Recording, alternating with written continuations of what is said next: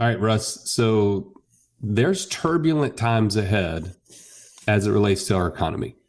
And when there's turbulent times, I think it's only wise for us to talk about some practical things that people can do to go ahead and like create safety. Let's just be honest. I think there's just a lot of concern in the air. How do we create safety in that process? Well, the first step is always in education, right? Like, I think the reason why we don't have safety, the reason why we feel at risk, the reason we feel uncomfortable with what's going on around us is because we don't really understand truly what's happening. And even more importantly, we don't know what to do, man. I think more than ever, people need to start educating themselves on how to take control of the financial function in their life, right? Like they need to understand how money flows, where money gets stuck at, how to get it unstuck, how to get access to it, how to start buying assets. What is actually an asset, Stallion? When I invest money for the first time, where should I invest it? And how do I know if I'm investing it correctly, right? Because there's the big kicker. I've been on so many calls lately, Joey, and the conversation always revolves around, well, let's just say I was trying to figure out what to do. What would you tell me to do? I know that you can't give me investment advice, but just wink, wink, where would you put it? Right? Right. And I'm like, well, first we need to understand what your investor DNA is. What are you passionate about? Where do you have knowledge already? And how can you apply that specific knowledge that you possess into the world of business and in the world of investing? Because if you had the ability, had the insight to do that, would you feel more confident about where you're putting your money? And would you then feel more confident in what the potential outcome would be? And I think the answer is yes. And so I would say, Joey, the first step has to be in education, has to be in developing that skill set that we've just deferred to the people on Wall Street to do for us. Totally agree. And the funny thing is it seems like because we bought the Wall Street mindset, that this is a big hurdle. Right? The education piece of this is just too much. I mean, have you thought about that before? Have you thought, I really would like to take more control, but I just don't have time. I don't know how to learn all these things. When it really comes down to your financial freedom is just a simple passive income exceeding monthly expenses. Once you do that, once you get that, then it's just a matter of following a process. It's the process that we walk everybody through. When you set up a free call with us at wealth.wallstreet.com/free call. You actually walk through what is the right next thing on your journey. Because guess what? It's not the same as the person that called right before. And isn't that relieving that you get very customized specifics to follow up and to walk through to the next thing to help you get to your financial freedom? That's the point that I'm trying to make here is the formula is easy. And once you have the formula, it's just following a process, but you have to have people surrounding you that are on the same journey. Yeah. Totally. Stallion, I know we're going to cover a lot today and we're going to go through our personal passive income report, but we spent a lot of time talking about the craziness that's happening in the market. How's that impacting each one of those areas and what we're doing with it? So if you're interested in that, I think you'll want to listen into the rest of this show. So Joey, let's don't take any more away. Let's jump into the passive income report for October of 2022.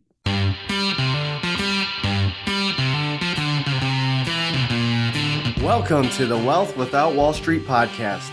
Your guide to understanding how to get out of the Wall Street rat race and start your own mailbox money lifestyle. Now, don't let these handsome Southern draws fool you. These financial minds are teaching our country to enhance savings, increase cash flow, and create passive income, all without the help of Wall Street. Are you ready to break through? Now here are your hosts, Russ Morgan and Joey Murray. All right, Stallion, we are live. It's time to. That's right. Time to share the month of October, this passive income report, and some lessons learned in there. Some maybe outlook on the future. It's a lot going on right now. I got to be honest with you. I got some opinions on some things I want to share. He's not going to hold back. If you're joining us for the first time, you can actually check out our reports over the last 2.5 years at wealthwithoutwallstreet.com/passive income on our website. And you can take a look as deeply as you want on that so that you can see what we've been up to and how things have changed over these last 2.5 years. Just want to make you aware of that. Yeah, you're also kind of seeing the behind the scenes. This is going to be a podcast, and you'll get to see what we're doing and sharing. So as you start jumping on live, thank you so much. Put a comment out there. Let me know where you're listening to us from, and let us interact with you. So, all right, Stallion, you ready to make this thing happen? You ready to share? Absolutely. Let's do it. All right, buddy. I want to talk to you a little bit about October. I want to talk to you a little bit about where the economy is. And I want to talk about what are we going to do as we end this year and start 2023 in relationship to continuing the financial freedom journey. You good with that? I'm all over it. Let's do it. I went and bought a car the other day, and I've been kind of removed from a lot of the financial movements that are happening out there. So I know things are going crazy. Gas prices are always dumb. So I just kind of numb to that. And I feel like I don't even recognize what it cost until I went and purchased a car for my wife, not because I wanted to, because needed to. The car she had started overheating, and I'm like, this is a car we use to travel, so I'm not messing around. We were literally leaving on a trip on Saturday. We got to go get a new car. That's just instantly my thought. We go find one, we buy it, Joey. Yeah, prices are high, but it's marginally higher than the last time we bought a car for her. We bought the exact same car. It's just 4 years older, and it was like 8% more. 4 years newer. Oh yes, her older car 4 years ago. Okay, and it's like 8 or 9% more than what we paid 4 years ago. So I was actually thinking that's not that bad inflation, right? If you took that over 4 years, that's 1-2%. So that wasn't that bad. I was like, that's not a big issue until they ran my credit, and they came to me with, here, Mr. Morgan, are your best financing terms. Now people are going to be like, Russ, why are you financing cars? Why are you not paying cash? Well, why do you think I would not pay cash for a car, Joey? Because you can use your cash to create a much more higher return on passive income ideas than to finance a vehicle. If I can, I'm not very good at what I do, right? Right. True. And it's been for the last 10 years plus, we've been operating on a 0% interest up to maybe 2.9%, right? Like my car that I bought, 0% interest. Now, do I believe that 0% interest actually exists? No, I don't. But but they really, when they have zero cost of borrowing, there's not a whole lot of baked in rebates to that, right? Right. Well, and when we bought her car 4 years ago, it was at like 2.3% or something. Like, it's just stupid. Why would you use your money for 2.3%? Right. They bring me over, and I am forgetful. I forget to pay bills from time to time. Even with all of that, I still had a credit score north of 800. Okay. And I, no expert, but that puts me in the higher echelon of credit scores. Right. He said, here, Mr. Morgan, here's your best option. We shopped it with 4 different banks. It's 7.95%. 7.95%. That was a 30% increase in payment. That was a almost 225% increase in rate. Now I see inflation. I'm sure we've seen that at the gas pump, but we're dealing in smaller numbers. And so it's like, yeah, but it didn't really impact it. Oh, I saw the price of the car, it went up, but it wasn't that much. It wasn't until I saw the rate where I thought, oh, wow, This is an issue. This is going to continue to be an issue, and I don't believe rates are coming down anytime soon.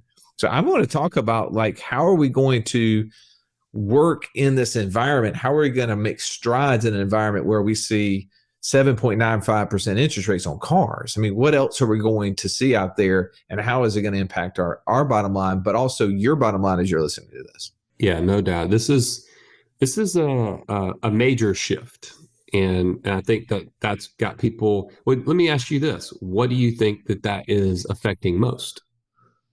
That this shift is affecting our economy in some way.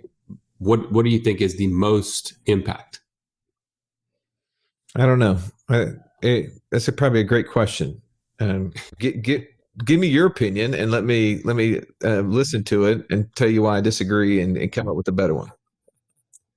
I think it's just the overall market is just slowing because people are nervous, right? When you see that sticker shock of it 200% or whatever the number you said, the interest increase, that's enough to stop people in their tracks on making major purchases. They're going to just hold on to things longer. They're just going to kind of put up with things that they would have otherwise, not have done. They would have just, gone and bought the new thing. I mean, that's my personal opinion. What do you think? Well, I definitely think it's going to slow down purchasing, right? Like, we have been working in a world of cheap money for so long. And you can see it with businesses. They've been borrowing money to continue to fund even poorly run companies, right? When they can just keep borrowing money at 0 to 1%.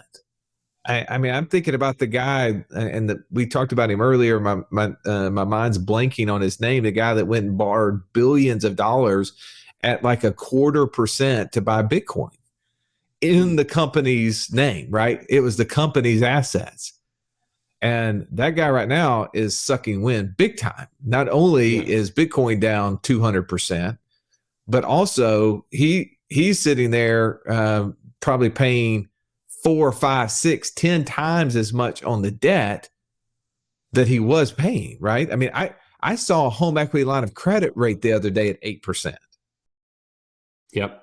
I mean, I just saw one of the insurance companies we work with, they're paying 5% just to hold your money in the premium deposit account, the interest bearing account, not anything to do within the whole life policy itself, just the account that you can hold money before you make the premium.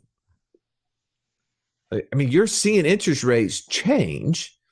And the key question here is, are we going to be negatively impacted by that, or are we going to be positively impacted by that, Stallion?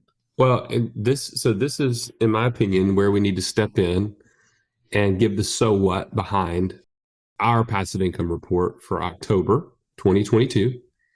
Kind of go through some of the highlights, some of the lowlights, and then try to deduce, are there things that we should be doing differently as a strategy going into 2023? I've got some ideas, but I want to hear yours. So if you've been following along with us, you can go to wealthwithoutwallstreet.com/passive-income and look at all of our previous reports over the last 2.5 years. But if you're joining us for the first time, we're just going to kind of go down the line and give you a little feedback on our various different businesses and strategies. So let's start at the top, Russ, and let's talk about land for a minute. How is what we're talking about right now, inflation, interest rates, people slowing down major purchases, how is that affecting the land business? The last conversation I had with the group running our business for us is that they're seeing prices increase both to purchase and to sell, right? They're not seeing a lot of slowdown in those two as long as they're increasing and keeping up with the price adjustments. But one of the things I would anticipate, and they're anticipating as we move deeper into this recession that our country's in, is I think you'll start seeing more defaults. I think you're going to see some of these, if you don't know about our land flipping business, we buy raw land and we turn around and sell it on terms. So we're taking a physical asset and usually an illiquid asset like land, and we're turning it into monthly payments. We're allowing people to buy it from us on terms. Now, they can't build on it. They can't live on it. They can only go use it. So if they quit using it, it's not like you own a house and you have a squatter in the property. No, you have somebody that they just can't use it anymore, and then you have to go find someone else who wants to buy it and who wants to use it until they pay it off. So I do anticipate that we're going to see people, as money continues to tighten, right? Next time their car breaks and they go to get the new car loan, and that difference in payment now being 30% higher than their last car payment, because that's what they're doing, right? Everybody's just rolling a car payment. And It's fine. Like, you get a new car and you're paying $500 a month, and the new car is $510 a month. It doesn't matter how much more it cost you, right? Because they're only rolling the $510 versus the $500. It's a $10 move.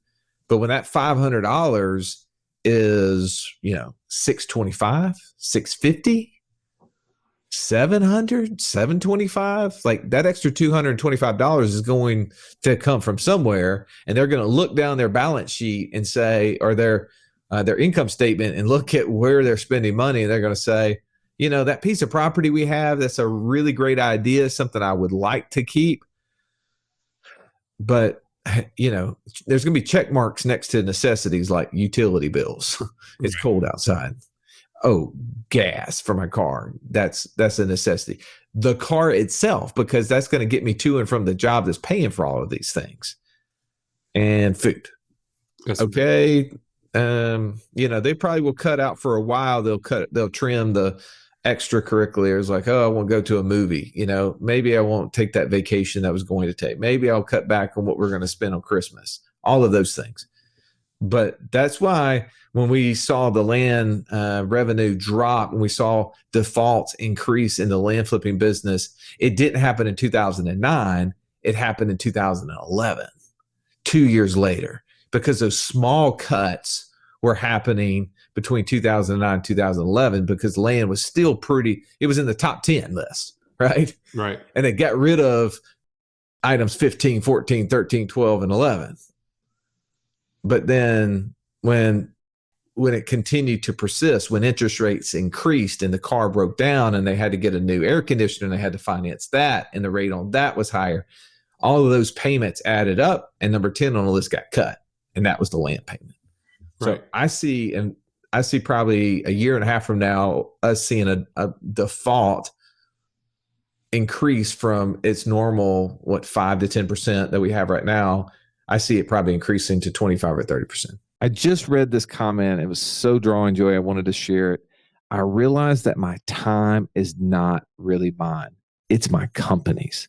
Now I have to stop negotiating my time for money, and I need to start working to become financially free. That's exactly how I felt when my daughter Adler asked me on the way to school, Dad, can you pick me up from school today? And I had to say, no, baby, I have to go to work. That's where I drew the line. In order for you to be clear on the things you need to do and stop doing, and to know who you need to become so that you can stop trading time for money, join us right now at wealthwithoutwallstreet.com/passport. Now let's get back to this episode. I agree. And just so you have some context, our current note income on our land business is $24,606. And we have some expenses along with that. So it nets out at $17,224. It was actually an increase over the last month. But here's the thing I want to add, Russ, is like a safe gap here. Because we're owner financing this land, we are in charge of the interest or the lack thereof. And so just like you made this big purchase on this car and you got the sticker shock on the interest, we're in charge of that. And so when people buy land from us, they're actually going to feel really good about a 0% loan, right? And the fact that they have to have very little down and they have nice monthly payments. Like, I think that is a positive for the land business is that we are able to kind of unplug from the necessity of banks, and people still want to go towards safety. I said it last month and I'll say it again. I think people are looking for safety in where they park cash. And part of that is land. It's a physical asset that they feel good about.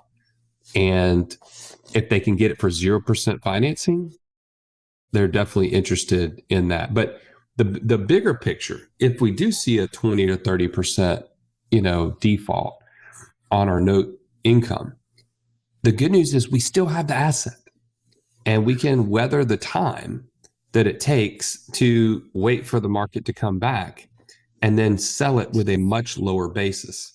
Well, I think that's why I'm still so bullish on the land business here, passive income stream. Well, how does it impact us, and how does it impact you if you're doing the land business physically? So you and I are not doing it physically. Like, this is not revenue that we're living on, right? What are we doing? We're just taking that 20, the 17,000 a month or whatever it is after paying the team to run the whole business, and we're just going and buying more land with it, right? We're just continuing to increase how much land we own and how many notes we can create off of it. If you're running a land business and you're looking at your land business to live off of, then you need to plan over the next 18 to 36 months to get twice as much coming in or 3 times as much coming in as you need to live on, because you're going to experience a 25 to 40% drop in your note income over the next 24 months. So if your land business is paying you $5,000 a month and that's what you need in monthly expenses, you need to up the ante. You need to double down right now. You need to triple down right now. You got to make a run at $15,000 a month that you can pay yourself. But don't live off the $15K, because you're going to experience a pullback. And when you do, you want to be prepared for it. Now, when there's blood in the water, there's going to be opportunities as well, right? We're going to see ways to do it. So there's people right now, Joey, that are looking at our passive income report and they're like, I want to be prepared for when the blood's in the water. I want to be prepared to take advantage of this. Then this is where you need to go to wealthwithoutwallstreet.com/free call, jump on a 15-minute call with one of our coaches and talk about, how do you get prepared? How do you build your passive income operating system? How do you take advantage of the fact these insurance companies are paying 5% just to sit on cash right now, right? Because you probably maybe are moving out of asset classes. Maybe you're putting money in cash and you're like, where would be the best place to start transitioning to this? How do I build my passive income operating system so I can start buying assets as they start coming on sale? Because we're about to see assets on sale. We're about to see opportunities start to happen as people start running into interest rate problems. As interest rates are changing on all their stuff, they're going to start letting go of assets that they were owning before. And they're going to become opportunities. They're liabilities to them. They're going to become opportunities for you, but you got to be prepared. So I look at our business, I see, hey, we have a short-term rental company, right? Our short-term rental business produced $3,600 a month last month. That's okay, not great, right? We've had $20,000 months.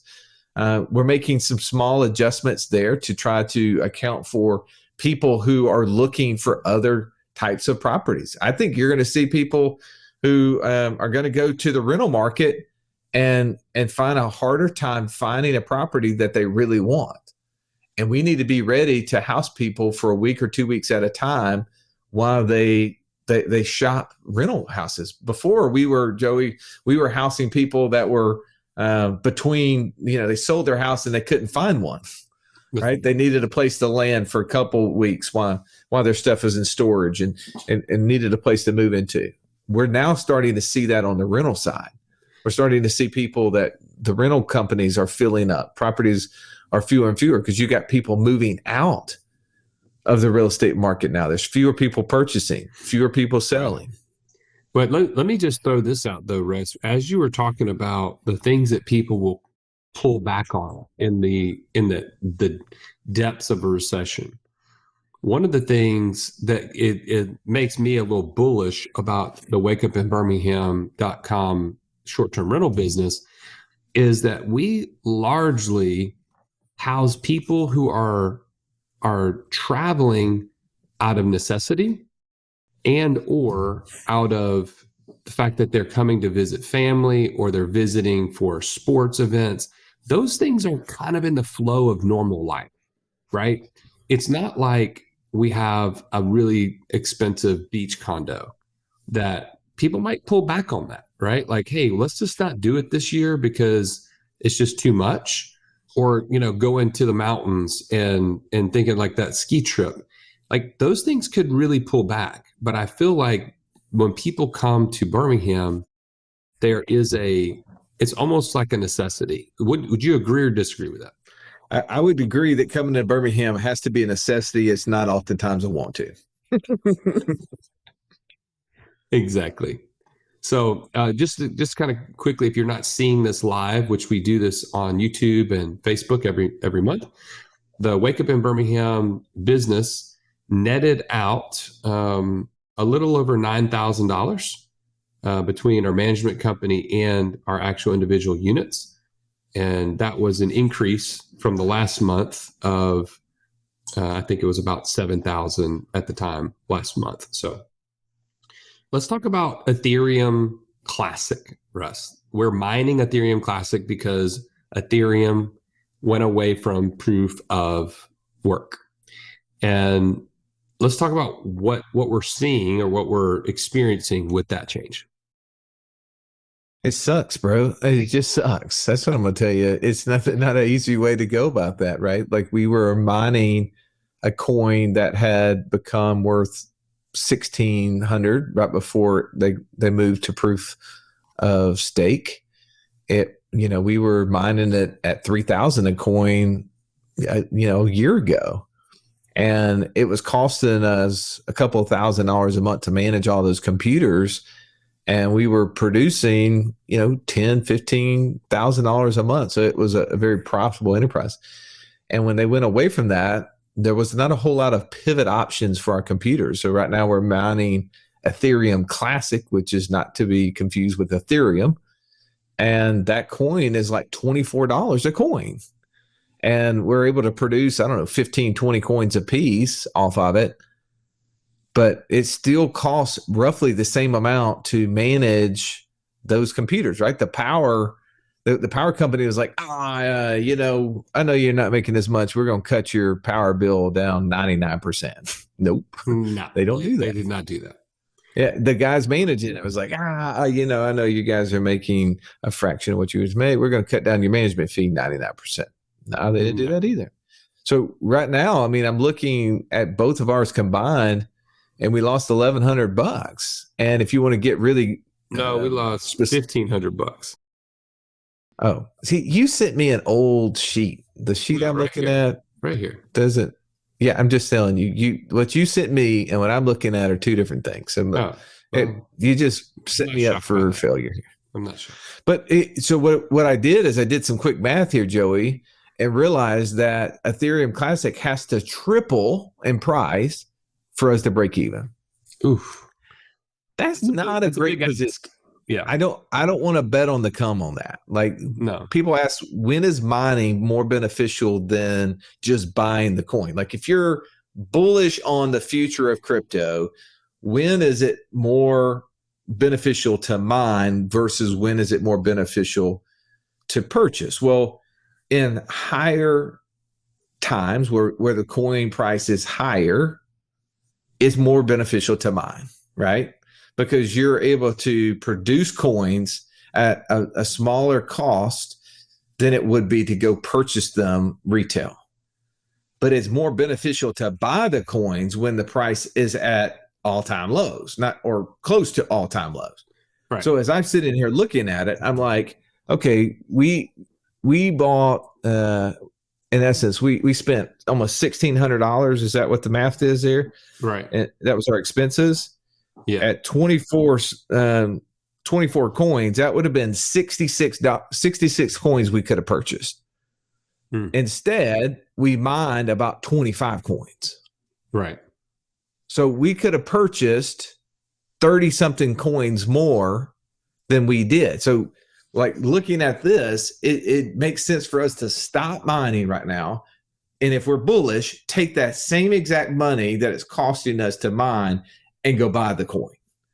Yeah. If you don't believe in the coin going up, then you need to quit. You need to quit buying or mining. Right. But that, to me, that's where I am on this. But also, I'm going to tell you, with recent events, we also need to consider the fact that where's our coins being held? We just saw, right before we recorded this, we saw the third largest crypto exchange, FTX, file Chapter 11. And if you're out there and you're holding coins in the Coinbases of the world, the BlockFis of the world, and not in a cold storage and offline, your own controlled area, you need to consider what is the risk that you're taking on. Well, Joey, you and I have coins stored in cold storage by a third-party custodian, so that way you can't come break into my house and get anything. Nothing's here, right? But the key for me is I'm thinking like we've been slowly transferring stuff over there, but it's maybe a more pressing matter to me right now than it has been to think about, well, is Coinbase going to fall into liquidity issues like FTX did? And is there a potential run happening on those at some point?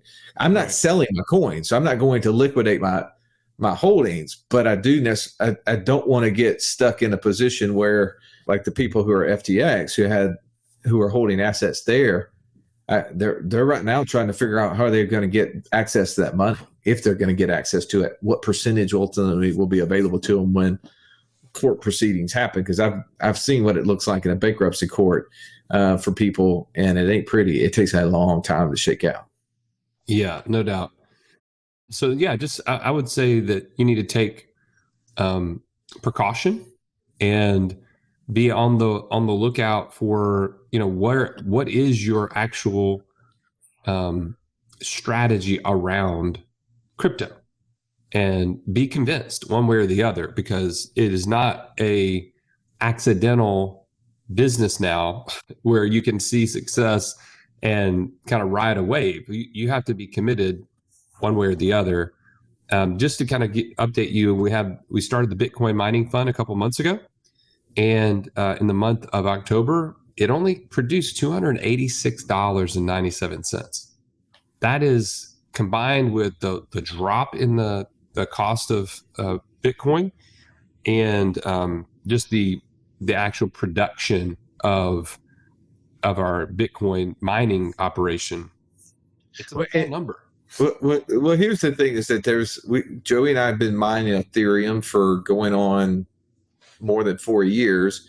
We just recently started in a mining fund for Bitcoin, and we invested in it 9 months ago. So there's not there's not an option to pull out. Our money's in there. This reason why it doesn't show an expense. We have cost of capital. That's obviously clearly an expense. But the big issue I think you got to consider is, if you're mining on your own individual computers, is the cost worth it? Going back to what I said a second ago, you need to also know that crypto is not a fundamental asset at the bottom of the pyramid, right? We talk about what is the hierarchy of wealth. Where should crypto fall? Crypto is a very speculative asset that needs to be purchased after you've accounted for your own cash and cash value. It needs to be purchased after you've invested in yourself, your education, your network, and then after your business, like whatever it is that you're building to create your own cash flow. Those are the things that you can influence. And Joey, you just posted the wealthwithoutwallstreet.com/quiz. You want to know where you stand in relationship to financial freedom. It's a great quiz to take to give you a quick answer to see what it is that where you stand. And then also you can get some feedback from one of our coaches of how do you improve that score. But I think you need to know that, man, you got to buy assets that first are you can influence, and secondly have collateral. So going back to what you said about the land, if they quit paying on it, we still have the land, right? There is a physical asset there. Crypto is a very speculative one. So don't let that be the first place you invest. Let that be the place after you've built passive income. As you can tell, this is not impacting. Yes, our number is not as high as it was last month, but still it's $41,000. and we lost, $1,600 in crypto. This is not going to make or break our day. This is the self-actualization point for us. Like, this makes it a fun conversation when it's going well. When it's not, we're just like, here's another lesson we learned. All right, Joey, as we start to wrap up, we start getting into some of the other funds and different activities we're in. I do think there's benefits to having, when you see an environment where interest rates are growing, you're going to see a lot more people going into cash. I think our ATM fund's going to continue to prosper. I wish I was like Mark Haraguchi and had 10 of those 10 of those funds right now, and that number would be 21,000 a month instead of 2,100. I feel like if we are going to start adding property, I would see us buying single family homes and real estate over the next year or two. I can't wait to our event on January the 6th through the 8th, where we bring in Jeff Stevens and his thoughtful approach to buying rental properties without putting your own credit on the line, which will avoid the issues with credit. Like, going back to the point of how do you offset what's happening in the market right now with interest rates? Stop buying through interest rates. Doesn't mean you pay with cash. Stop buying with interest rates. Find ways to buy homes where you don't actually have to get a mortgage. Use their mortgage. Use seller financing. I think there's going to be a lot of lessons that you need to learn, which goes back to what we do, right? It's teaching people how to become better investors so that they can build passive income, so that they can create their own personal cash flow system. You got to be an investor in your own financial education. That's going to be so important, Stallion. I see our number at the bottom. We're at $41,739 in net income. I see the way that we pour that money into education over the next 6 months, and we start looking for and applying that education over the next, 18 months, 24 months, whatever it is. When there's blood in the water, there's going to be opportunities to be had. No doubt. No doubt. Well, thank you for, again, following us each and every month. And I hope that you're getting value out of this. We're trying to share more of the behind the scenes, not just the numbers, because anybody can have the numbers. It's more about us all becoming better investors. And as Russ said, so if you haven't already set up a call with one of our coaches, go to wealthwithoutwallstreet.com/free call and join us there to take the first step in becoming financially free for yourself and creating your own passive income. If you got value out of today's podcast, if you'll do us the favor of sharing this with somebody else, liking it, reviewing us, giving us a review, and helping us to go to the top of the list with the big tech algorithms, we would so appreciate it. Thanks as always. We'll catch you on the next episode. This has been the Wealth Without Wall Street podcast. Don't forget to subscribe to the show to break free of the Wall Street mindset and begin building wealth on your own terms in places you understand so that your wealth will never run dry. See you next episode.